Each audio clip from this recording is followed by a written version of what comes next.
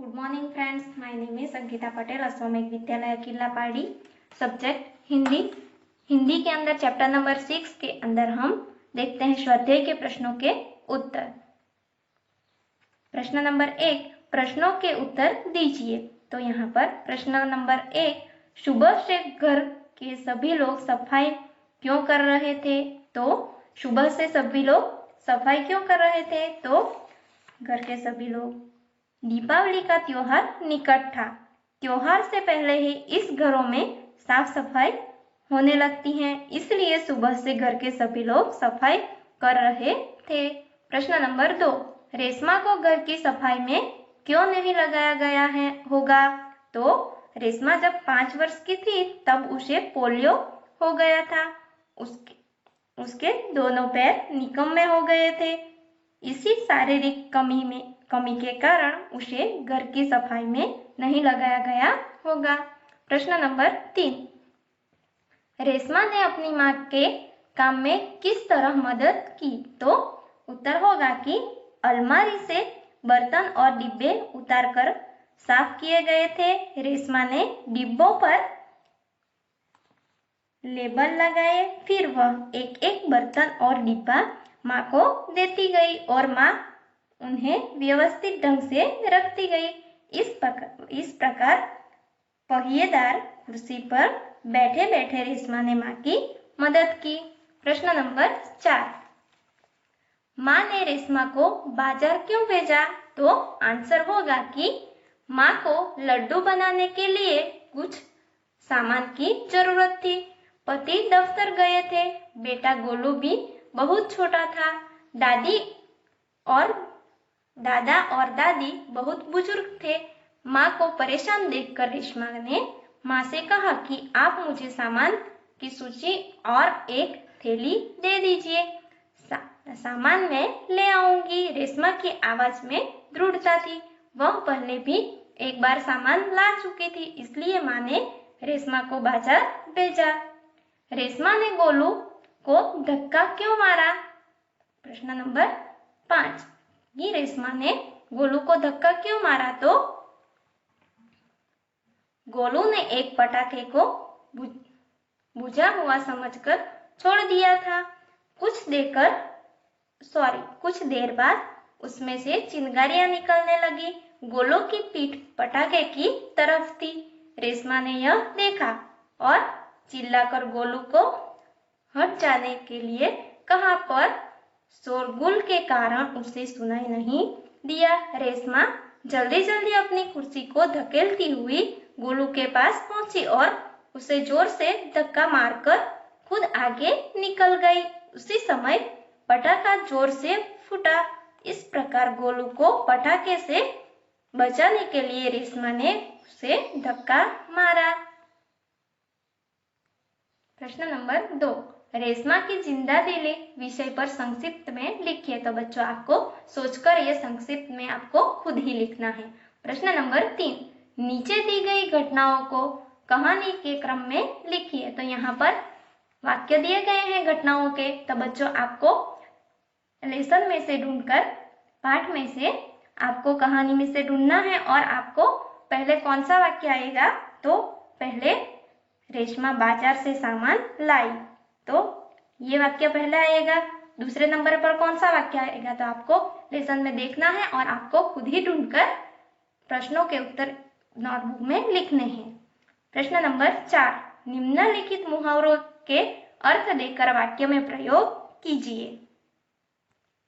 तो नंबर 1, आंखों का तारा होना। तो उसका अर्थ होगा कि बहुत प्यारा होना। वाक्य बनेगा, राकेश अपनी माँ की आंखों का तारा है। नंबर 2, हाथ बटाना। तो उसका अर्थ होगा कि काम में मदद करना। वाक्य बनेगा कि दीदी घर के कामों में माँ का हाथ बटाती है। प्रश्न नंबर 3, पीठ थपथपाना। पीठ थपथपाना का अर्थ होता है कि शाबाशी देना। वाक्य बनेगा, मुझे प्रतियोगिता में इनाम मिलने पर पिताजी ने मेरी पीठ थपथपाई। तो बच्चों, आपको ये मुहावरे के अर्थ और उसके वाक्य प्रयोग आपको नोटबुक में लिखवाए हैं, तो आपको उनमें से लिखना है। और वाक्य आप कोई भी बनाकर लिख सकते हैं। प्रश्न नंबर 5, उदाहरण के अनुसार शब्द का उपयोग करके वाक्य लिखिए। तो उदाहरण की और की, तो यहाँ पर दो शब्द दिए गए हैं तो उनका अलग अलग उपयोग करके दो वाक्य बनाने हैं। तो उसने कहा कि वह निर्दोष है, तो ये किया गया। और दूसरा वाक्य बनेगा मैंने नवीन की सहायता की, तो यहाँ पर की आ गया। तो अब दूसरे शब्द हैं इसलिए और ताकि, तो हमें उसके वाक्य बनाने हैं। तो इसलिए, तो पहला वाक्य बनेगा कि मदारी तमाशा दिखाता रहा, मदारी तमाशा दिखा रहा है इसलिए लोग जमा हो गए। और दूसरा वाक्य बनेगा कि ताकि का मैदान में पुलिस का बंदोबस्त किया गया था ताकि सभा में कोई गड़बड़ी न हो। दूसरा है क्योंकि और जबकि, तो वाक्य बनेगा मैंने छाता खरीदा क्योंकि वर्षा ऋतु आ गई थी। और दूसरा वाक्य बनेगा बेटी सांवली है जबकि माँ बाप दोनों गोरे हैं। तीसरा और, तो और में मैं आपकी और ही आ रहा था। दूसरा भाई और बहन दोनों बहुत अच्छे हैं। मैं और मैं, वाक्य अलग अलग बनाने हैं।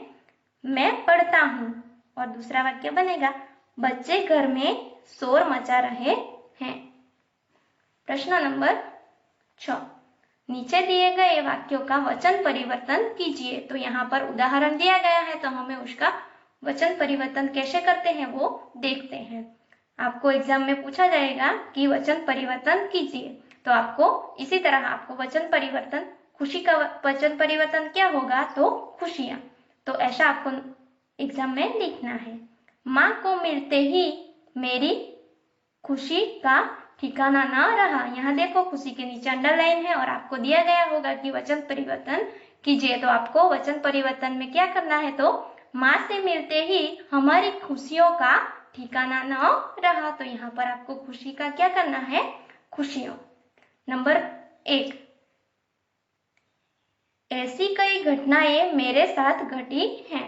तो यहाँ पर घटनाएं के नीचे अंडरलाइन की गई हैं। तो आंसर क्या होगा, तो ऐसी एक घटना मेरे साथ घटी है। घटनाएं हैं तो हम मेरे यहाँ पर घटना लिख सकते हैं। नंबर 2, पारिवारिका ने मरीज की अच्छी तरह से देखभाल की। तो वचन परिवर्तन में क्या होगा, तो परिचारिका ने मरीज की अच्छी तरह से देखभाल की। तो परिचारिका ने मरीजों को की अच्छी देखभाल की, मरीजों। नंबर 3, रात को मैंने सुंदर सपना देखा। तो वचन परिवर्तन में क्या होगा, यहाँ पर मैंने, तो रात को हमने सुंदर सपना देखा। नंबर 4, भूकंप का झटका आया फिर भी मैं नहीं घबराया। तो भूकंप के झटके आए फिर भी मैं नहीं घबराया। आपको ये वचन परिवर्तन में लिखना है। ब, नीचे दिए गए शब्दों को चित्र में शब्द के क्रमानुसार लिखिए। तो यहाँ पर चित्र दिया गया है तो हमें क्रमानुसार यहाँ पर मेहनत, भूकंप, सुंदर, मरीज, श्रेष्ठ, निर्दोष, तूफान, अंगूर और आकाश, ये शब्द दिए गए हैं। तो हमें बॉक्स के अंदर शब्द लिखने हैं। तो पहले कौन सा शब्द आएगा, तो अंगूर, यहाँ पर अंगूर। और दूसरा आकाश, आकाश। तीसरा शब्द कौन सा आएगा, तो तूफान, तूफान। बाद में क्या आएगा, तो निर्दोष। तो यहाँ पर निर्दोष। और भूकंप, यहाँ पर भूकंप। अब कौन सा शब्द आएगा, तो मरीज। तो यहाँ पर मरीज। अब मेहनत, यहाँ पर मेहनत। अब श्रेष्ठ, यहाँ पर श्रेष्ठ, और लास्ट में कौन सा शब्द बाकी रह गया? तो सुंदर, सुंदर। तो बच्चों ये स्वाध्याय के प्रश्नों के उत्तर आपको आपकी हिंदी की नोटबुक में लिखना है। तो बच्चों अब हम देखते हैं कि यहाँ पर एक चित्र दिया गया है और उनके अनुसार यहाँ पर वाक्य दिए गए हैं। तो बच्चों हमने पहले क्या देखा? तो वचन परिवर्तन हमने स्वाध्याय और प्रश्नों के उत्तर में देखा। अब हम देखते हैं कि हमें यहाँ पर विशेषण सीखना है। तो चित्र दिया गया है, यह एक सुंदर चित्र है। तो यहाँ सुंदर, आसमान में काले काले बादल छाए हैं। आसमान में क्या? तो काले काले बादल छाए हैं। तो ये सुंदर, यहाँ पर एक सुंदर चित्र है जो विशेषण बता रहा है, उसको विशेषता बता रहा है, उसको क्या कहते हैं? विशेषण कहते हैं।